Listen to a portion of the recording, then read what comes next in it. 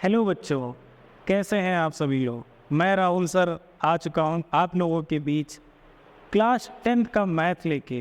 Class 10th के math में हम लोग स्टार्ट कर रहे हैं चैप्टर नंबर 5 अरिथमेटिक प्रोग्रेशन से। क्योंकि टाइम थोड़ा निकल चुका है इसीलिए हम 5वें चैप्टर से शुरू करेंगे और जो छूटेगा उसको बाद में कवर कर लिया जाएगा। तो बच्चों, सबसे पहले देखते हैं अरिथमेटिक प्रोग्रेशन। इसके शब्द पे चलते हैं। अरिथमेटिक प्रोग्रेशन यानी कि समांतर श्रेणी, जैसे कि इसका अर्थ इसके शब्दों में ही छुपा हुआ है। समांतर श्रेणी यानी जिसका अंतर समान हो वही समांतर श्रेणी कहलाती है। कैसे? एक श्रेणी मान लीजिए 2 4 6 8, हमने लिख दिया 2 4 6 8। इसका और इसका अगर अंतर देखा जाए तो क्या आएगा? तो बच्चों यहाँ पे अंतर 2 आ रहा है। 4 और 6 में अगर अंतर देखा जाए तो अंतर क्या आएगा? 2 आएगा।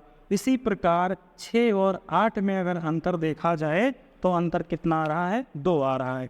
इसी प्रकार वह श्रेणी जिसका अंतर सदैव समान होता है वो क्या कहलाता है? समांतर श्रेणी कहलाता है। तो समांतर श्रेणी देखेंगे, लिखा है It is a sequence of number such that the difference is always constant। जैसे कि अभी हमने आपको बताया कि ऐसा सीक्वेंस, ऐसे नंबर का सीक्वेंस जिसका डिफरेंस ऑलवेज क्या होगा? कांस्टेंट होगा। वो क्या कहलाएगा? अरिथमेटिक प्रोग्रेशन कहलाएगा। इसमें एक टर्म आया है सीक्वेंस। तो आइए देखते हैं सीक्वेंस क्या होता है। Sequence A sequence is an arrangement of any object or number in a particular order followed by some rule। जैसे कि बच्चों, कोई ऐसा नंबर या कोई ऐसा ऑब्जेक्ट जिसको अरेंजमेंट किया गया हो किसमें? एक सीक्वेंस में, एक पार्टिकुलर ऑर्डर में जो सेम रूल फॉलो करता हो। जैसे कि मैंने यहाँ पे एग्जाम्पल के तौर पे लिख दिया है 1 5 10 16 19 90। अब ये एक सीक्वेंस है, लेकिन कैसा सीक्वेंस है? ये है असेंडिंग ऑर्डर यानी बढ़ते हुए क्रम के नंबरों का सीक्वेंस है। तो ये एक प्रकार का सीक्वेंस हो गया। और भी इसके प्रकार हैं, देखते हैं। जैसे मैंने लिख दिया 1 2 3 4 5 6 7 8। अब ये एक नंबर लिखा हुआ है, सीरियल से नंबर लिखा हुआ है, ये भी एक सीक्वेंस है। तो ये कैसा सीक्वेंस है? Each number is more than the previous number, यानी हर नंबर अपने पहले वाले नंबर से एक ज़्यादा है। तो इसका भी एक सीक्वेंस है कि सब में प्लस क्या हो रहा है? सब में +1 हो रहा है। इसीलिए ये भी एक प्रकार का सीक्वेंस कहलाएगा। आगे देखते हैं, एक एग्जाम्पल और है 2 4 6 8 10 12। अब ये भी एक सीक्वेंस है। किस प्रकार का सीक्वेंस है? तो देखिए, इसमें जितने भी नंबर लिखे हुए हैं वो सभी इवन नंबर हैं, यानी कि सभी क्या हैं? सम नंबर हैं। तो ये हो गया इवन नंबर का सीक्वेंस। अब आगे देखते हैं। अब देखो, ये जो टर्म है, ये पूरे टर्म में, ये जो पूरा सीक्वेंस है इसमें कई टर्म हैं। जैसे कि एक टर्म ये हो गया, ये दूसरा टर्म है, तीसरा, चौथा, पांचवा, छठवां। तो इन टर्म को हम लोग क्या करते हैं? नाम दे देते हैं। जो सबसे पहला है उसको क्या बोलेंगे? ए, इसको बोलेंगे फर्स्ट टर्म। इसी तरह सेकेंड टर्म को A2, थर्ड टर्म को A3 और फोर्थ टर्म को A4 और फिफ्थ टर्म को A5 नाम दे दिया जाता है। ठीक है, तो ये हो गया आपका सीक्वेंस। आगे देखते हैं। आगे है आपका प्रोग्रेशन। आगे है आपका प्रोग्रेशन। अब देखिए ये प्रोग्रेशन क्या होता है। लिखा है those sequence whose term always follow certain pattern are called progression. अब ध्यान दीजिएगा, सीक्वेंस और प्रोग्रेशन में बहुत बारीक अंतर है, ध्यान से समझिएगा बच्चों।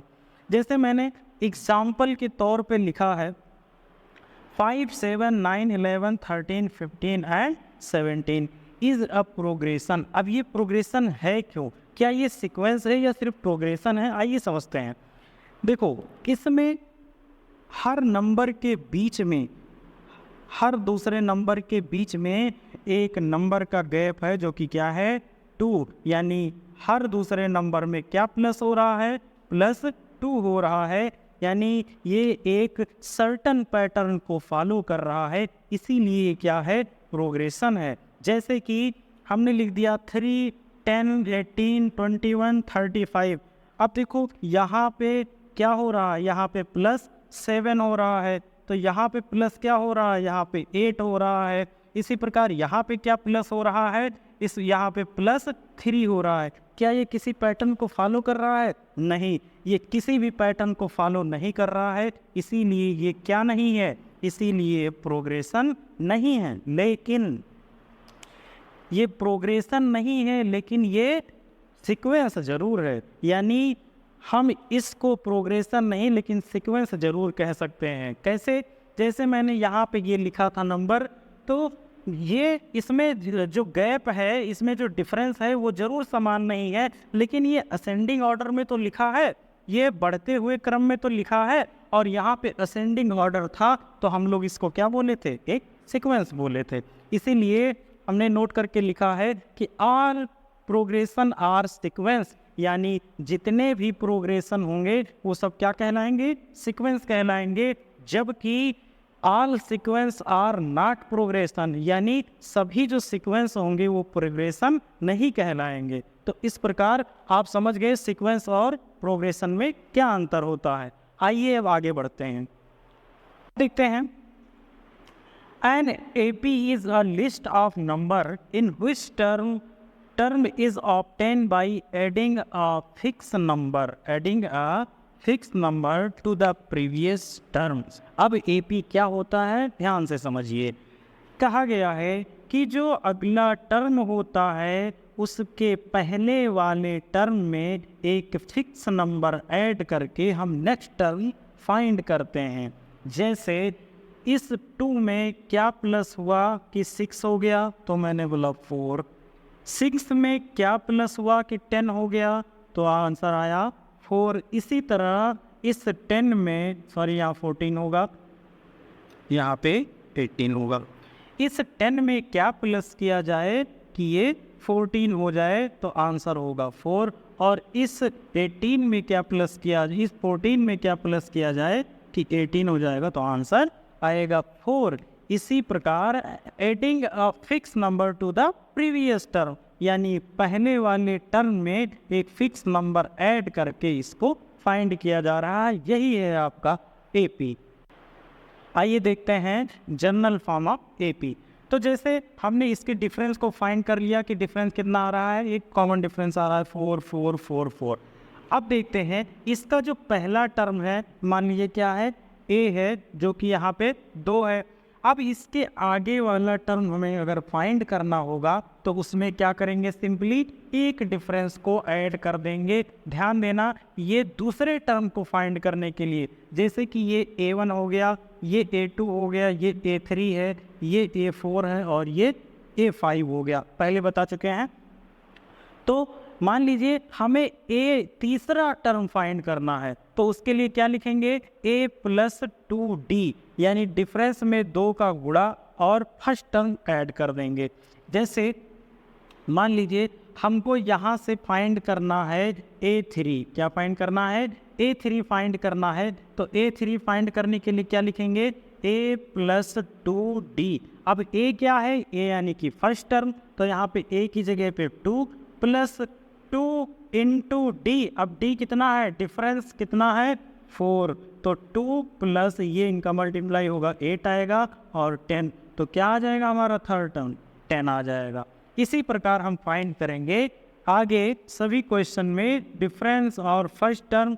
आगे देखते हैं, जैसे मान लीजिए यहाँ पे हमको फोर्थ टर्म फाइंड करना है, हमको फोर्थ टर्म फाइंड करना होगा, तो 1 2 3 फोर्थ टर्म फाइंड करने के लिए A4 फाइंड करने के लिए क्या लिखेंगे, a + 3d। अगर फिफ्थ टर्म फाइंड करना होगा तो क्या लिखेंगे, a + 4d, यानी कि जो टर्म फाइंड करना है उसमें से एक माइनस करेंगे और डिफरेंस का गुणा कर देंगे। जैसे कि मान लो हमें 99 टर्म फाइंड करना है, तो क्या लिखेंगे, a + 98d, यानी कि हमेशा -1 हो रहा है इस टर्म में। तो अगर मान लो हम an पद फाइंड कर रहे हैं, क्या an पद, an टर्म फाइंड कर रहे हैं, तो लिखेंगे a प्लस n और n-1 इंटू डी। यही बन गया आपका छोटा सा फार्मूला जो कि आगे यूज़ करेंगे हम लोग। चलिए देखते हैं अब क्वेश्चन। तो चलिए बच्चों शुरू करते हैं आपका एक्सरसाइज 5.1। 5.1 के पहले क्वेश्चन से, उसके पहले एक एग्जांपल सॉल्व करते हैं, ठीक है। एग्जांपल है सो दैट द प्रोग्रेशन यानी एपी कि 13, 10, 7, 4 इज एपी, यानी ये दिखाना है कि एक प्रोग्रेशन लिखी गई है और इसको आपको बताना है कि ये एपी है या नहीं। तो कैसे बताएंगे, इसमें क्या करना होगा, इसमें आपको फाइंड करना होगा डिफरेंस। डिफरेंस अगर सब में सेम आता है तो ऑफ कोर्स ये क्या होगा, ये एपी होगा। आइए फाइंड करते हैं। जिसे लिखा है 13, 10, 7, 4, ये है एक प्रोग्रेशन। तो इसमें ये क्या होगा ए, ये क्या होगा A2, ये A3 और ये A4, यानी 4 टर्म है। डिफरेंस फाइंड करने के लिए चलिए पहला डिफरेंस फाइंड करते हैं। सेकेंड टर्म में से फर्स्ट टर्म को हमेशा माइनस करते हैं, तो A2 माइनस A1 हो जाएगा। A2 कितना है 10 है और A1 कितना है 13 है, तो इसको माइनस करेंगे तो डिफरेंस कितना आ जाएगा, -3 आ जाएगा। क्या आएगा, -3। इसी प्रकार जब दूसरा डिफरेंस फाइंड करेंगे तो A3 में से A2 माइनस कर दो, तो A3 माइनस A2, तो A3 की जगह पे कौन है 7 और A2 की जगह पे कौन आएगा 10। जब इसको माइनस करेंगे तो ये भी कितना आएगा, -3 आएगा। एक डिफरेंस और फाइंड कर लेते हैं D3, इसको माइनस कर दो A4 में से A3 को। A4 कितना है, A4 है आपका 4 माइनस A3 कितना है 7। अब इसको माइनस करेंगे तो यहाँ भी -3 आएगा। यानी कि डिफरेंस देखिए आप, -3, -3, -3, डिफरेंस हर जगह सेम है। तो ये क्या होगा, ये आपका एक एपी होगा। इसी प्रकार चलते हैं अब हम क्वेश्चन नंबर 1 पे। क्वेश्चन नंबर 1 में क्या कहा गया है, in which of the following situation does the list number involve make an arithmetic progression and why. यानी कि आप ये पढ़िए, इसके हिसाब से जो प्रोग्रेशन बनेगा उसको बताना है कि क्या ये एपी है, और अगर एपी है तो क्यों है। ठीक है, तो एपी क्यों होता है, क्योंकि उसका जो डिफरेंस होता है वो हमेशा क्या आता है, सेम आता है। चलिए पहले प्रश्न पे आते हैं। पहले का पहला part, the taxi fare after each kilometre. कोई एक टैक्सी वाला है, आप मान लीजिए उस टैक्सी से जा रहे हैं, तो टैक्सी वाले ने कहा कि जो the fair is ₹15 for the first kilometre, यानी जो पहले जो 1 किलोमीटर हम चलेंगे उसका कितना चार्ज करेंगे, 15 रुपये चार्ज करेंगे। उसके बाद and 8 for each additional kilometre, उसके बाद आप चाहे जितने किलोमीटर लेके जाओ, हम 1 किलोमीटर का 8 रुपये चार्ज करेंगे। यानी जो पहला किलोमीटर वो चलेगा उसका कितना ले रहा है, 15 रुपये। उसके बाद वो जितना चलता जाएगा वो 8 रुपये पर किलोमीटर के हिसाब से लेगा। तो मान लीजिए कि आप चलते हैं 6 किलोमीटर, कितना मान लिए 6 किलोमीटर चलते हैं। चलिए देखते हैं, यहाँ पे सॉल्व देखते हैं पहले का। तो यहाँ पे लिखेंगे फॉर द फर्स्ट किलोमीटर कितना होगा चार्ज, पहले तो 15 रुपीज़ होगा, पहले कितना होगा 15 रुपीज़। फिर लिखेंगे फॉर द नेक्स्ट किलोमीटर, ये कितना हो जाएगा। अब पहले किलोमीटर का तो 15 रुपीज़ लिया, लेकिन जो उसका दूसरा किलोमीटर होगा वो हो जाएगा 15 + 8 यानी कि 23 रुपीज़ हो जाएगा। कितना हो जाएगा, दूसरे किलोमीटर का 23 रुपीज़ हो जाएगा। इसी प्रकार नेक्स्ट थर्ड किलोमीटर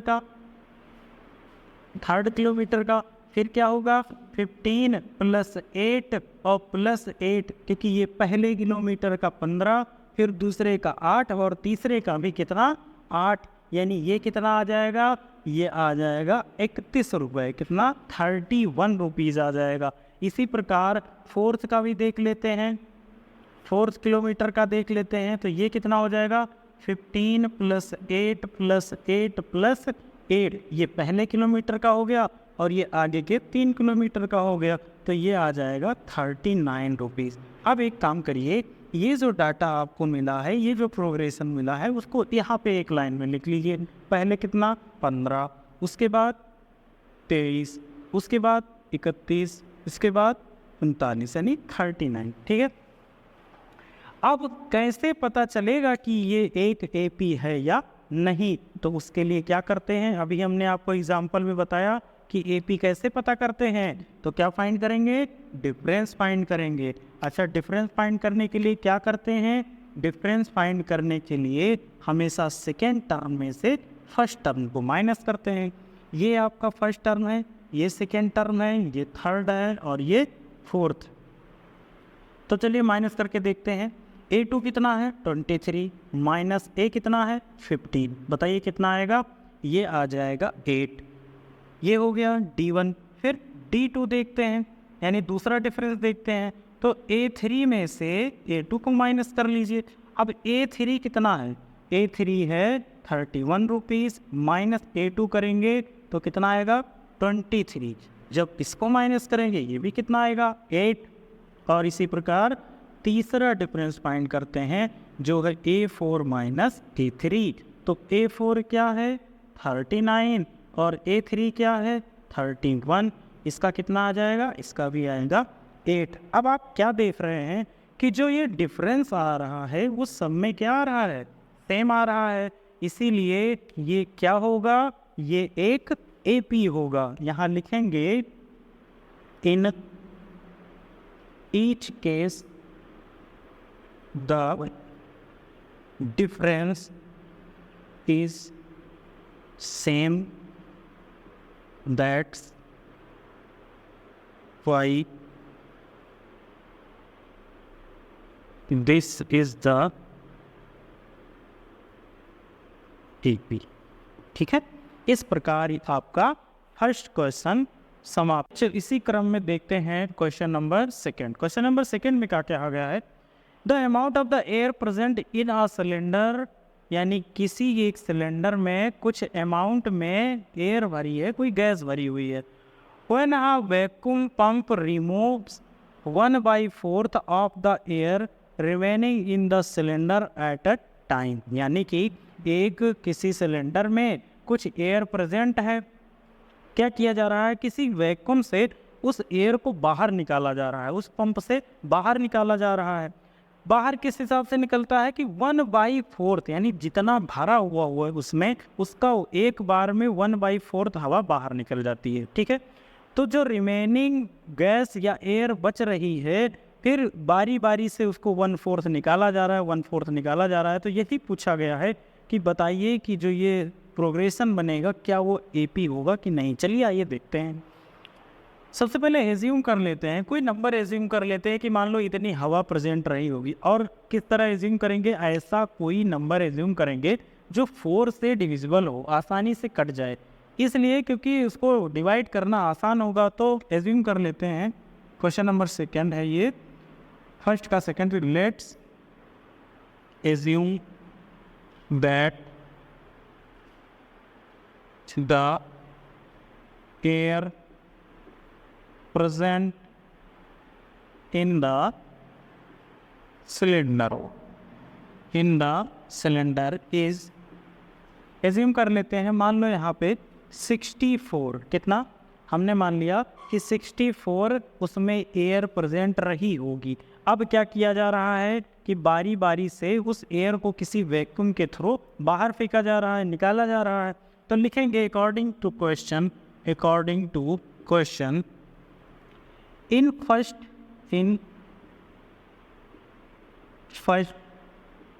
टर्म, यानी पहले बार में कितना एयर निकाला जा रहा है। तो जो टोटल है यानी 64 का 1/4, ये इतना बाहर निकल जाएगा।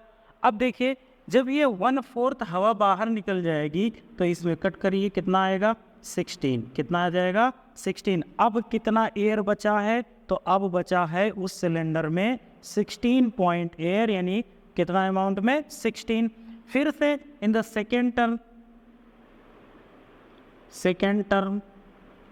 सेकेंड टर्म में भी कितना हवा बाहर फेंकेगा, तो 1/4, तो 16 इंटू 1/4 यानी 16 का 1/4, ये कितना हो जाएगा 4। अब कितनी एयर बची है इसमें 4। तो इसी प्रकार आप देखते हैं थर्ड टर्म में, इन द थर्ड टर्म कितनी एयर बची 4, और इसका 1/4 निकालना है तो ये कट जाएगा, कितना आ जाएगा 1। तो अब कितना बचा है 1 बचा है। तो इस प्रकार देखते हैं, पहले कितना था 64, पहले कितना था 64, उसके बाद में कितना बचा 16, उसके बाद में कितना बचा 4, और लास्ट में कितना बचा 1 बचा। देखिए अगर इसका डिफरेंस क्या होगा, सेम आएगा, डिफरेंस अगर इनका सेम आएगा तो ये क्या हो जाएगा AP, अदरवाइज ये AP नहीं है। तो आइए देखते हैं डिफरेंस फाइंड कर लेते हैं। तो D1 यानी A2 माइनस A1 करेंगे। A2 क्या है 16 और A1 क्या है 64, तो यहाँ पे 16 माइनस 64 करिए, देखिए कि माइनस का 48 आया। अब देखिए दूसरा डिफरेंस फाइंड कर लेते हैं। दूसरा डिफरेंस फाइंड करेंगे तो A3 minus A2 minus A2, ये कितना है A3 कितना है 4 है, और A2 कितना है 16 है। तो 16 में से 4 जाएगा तो आएगा कितना 14, और ये भी माइनस का। देखो यहाँ डिफरेंस कितना आया माइनस का 48, और दूसरे में डिफरेंस कितना आया माइनस का 14। इसीलिए क्या होगा ये AP नहीं होगा, सेकंड वाला AP नहीं होगा। फर्स्ट वाला था लेकिन सेकंड वाला AP नहीं होगा। क्यों नहीं होगा, क्योंकि इसका जो डिफरेंस है वो अलग अलग आ रहा है।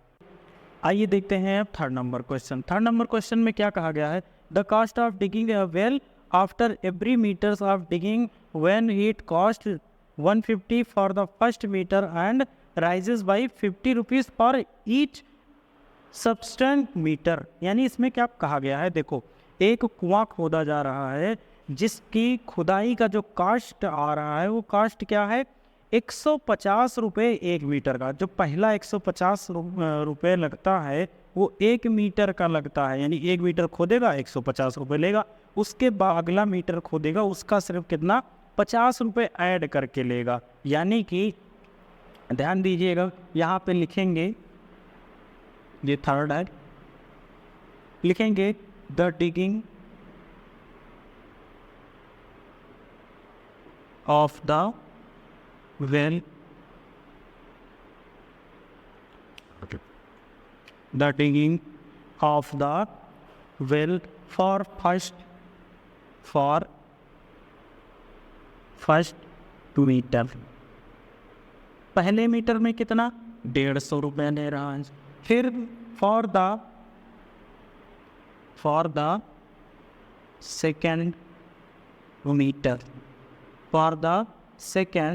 मीटर, अब कितना लेगा 150 रुपये में वो 50 रुपये और ऐड कर देगा, तो 150 प्लस 50 यानी ये कितना हो जाएगा 200 रुपये हो जाएगा।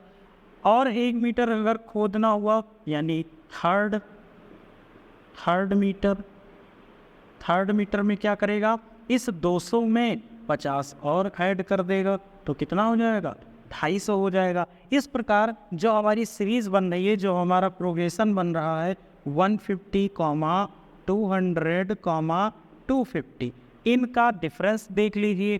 तो डिफरेंस क्या आएगा 200 माइनस 150 यानी आ गया 50 पहला डिफरेंस। और दूसरा डिफरेंस देख लीजिए 250 माइनस 200 यानी कितना आ जाएगा 50। तो डिफरेंस हमारा सेम आ रहा है, इट इज़ अ AP। ये हो गया आंसर नंबर थर्ड। आज देखते हैं पहले का चौथा और लास्ट क्वेश्चन। इसमें क्या कहा गया है, कि the amount of money in account every year when 10,000 deposit eight compound interest eight 8% annum. यानी क्या पूछा गया, क्या कहा गया है कि जो 10,000 रुपये बैंक में डालते हैं उस पर 8% का कंपाउंड इंटरेस्ट मिल रहा है। जो कंपाउंड इंटरेस्ट मिल रहा है उसकी हमें क्या बनानी है, प्रोग्रेशन, एक श्रेणी बनानी है और बताना है कि क्या वो प्रोग्रेशन एपी है या नहीं है। तो चलिए देखते हैं। सबसे पहले तो एक फार्मूला आपको पता होना चाहिए, आपको फार्मूला पता होना चाहिए। क्या होता है, ए बराबर P इंटू 1 प्लस R अपान 100 की पावर में T या फिर N। ये कंपाउंड इंटरेस्ट का फार्मूला है। आइए देखते हैं इसमें क्या दिया गया है, P दिया गया है। P यानी प्रिंसिपल कितना है 10,000 रुपीज़, और रेट कितना है, R कितना है, तो 8%। क्या है, 8%। अब देखते हैं फार्मूले पे वैल्यू पुट करते हैं तो A बराबर, ये फर्स्ट ईयर के लिए है, ये फर्स्ट ईयर के लिए यानी पहले साल में देखिए कितना मिलता है। तो A बराबर P की जगह पे कितना आ जाएगा 10,000 इंटू 1 प्लस R यानी कि 8 और 100 और पावर में T यानी एक साल के लिए देख रहे हैं तो T कितना हो जाएगा 1 हो जाएगा। तो A इज इक्वल टू 10,000, इसको सॉल्व करेंगे तो ये हो जाएगा, एलसीएम लेंगे अगर तो 108, ये 108 अपान 100 हो जाएगा। एक है तो इसका कोई मतलब नहीं। तो 10,000 इंटू 108 अपान में 100, तो 1 2 0 कैंसिल आउट हो जाएगा। इसको कट करेंगे, 2 0 कैंसिल आउट हो जाएगा। तो इसका मल्टीप्लाई जब करेंगे तो ये आ जाएगा 10,800 रुपीज़। ये है, अब ये तो हो गया आपके पहले साल का ब्याज, ये इतना मिला आपका पहले साल का अमाउंट हो गया। अब देखते हैं फॉर द सेकेंड ईयर, ठीक है, यानी अब यहाँ 2 साल का ब्याज होगा। 2 साल का यानी साल 2 हो जाएगा, तो यानी समय कितना 2 वर्ष हो जाएगा, T 2 ईयर हो जाएगा। अब T की जगह पे क्या रखेंगे, 2 रखेंगे।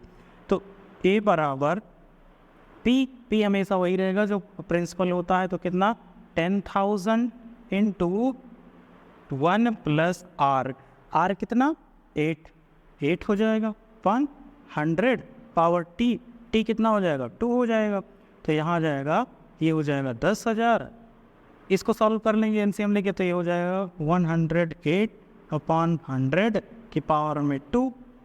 ओपन कर लेते हैं, ये हो जाएगा 108 इंटू 108 अपान 100 इंटू 100।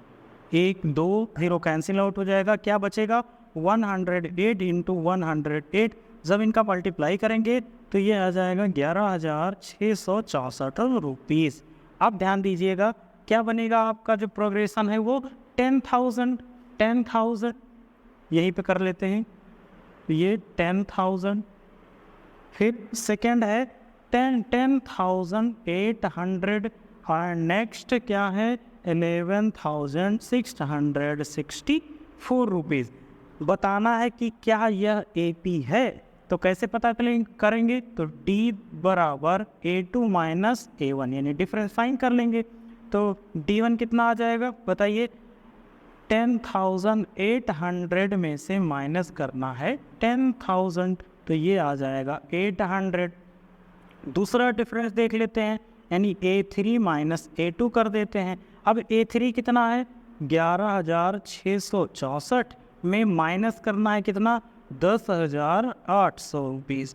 तो माइनस कर दीजिए कितना आएगा, ये हो जाएगा 4, ये है 6, यहाँ में से 16 में से 8 जाएगा तो 8 बचेगा, यानी कि 0। यहाँ देखना आप, यहाँ कितना आ रहा है डिफरेंस 800 और यहाँ पे कितना आ रहा है 864।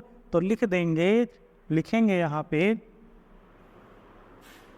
The difference of consecutive number is not same, so that this is not AP। तो इस प्रकार आपका ये प्रश्न समाप्त होता है। तो इस प्रकार ये आपके एक्सरसाइज 5.1 का जो पहले क्वेश्चन का चारों पार्ट था वो सॉल्व करा दिया है मैंने। अब अगली वीडियो में इसी के आगे से हम लोग क्वेश्चन सॉल्व करेंगे। आप लोग बने रहिए, जुड़े रहिए। मिलते हैं अगले वीडियो में। धन्यवाद।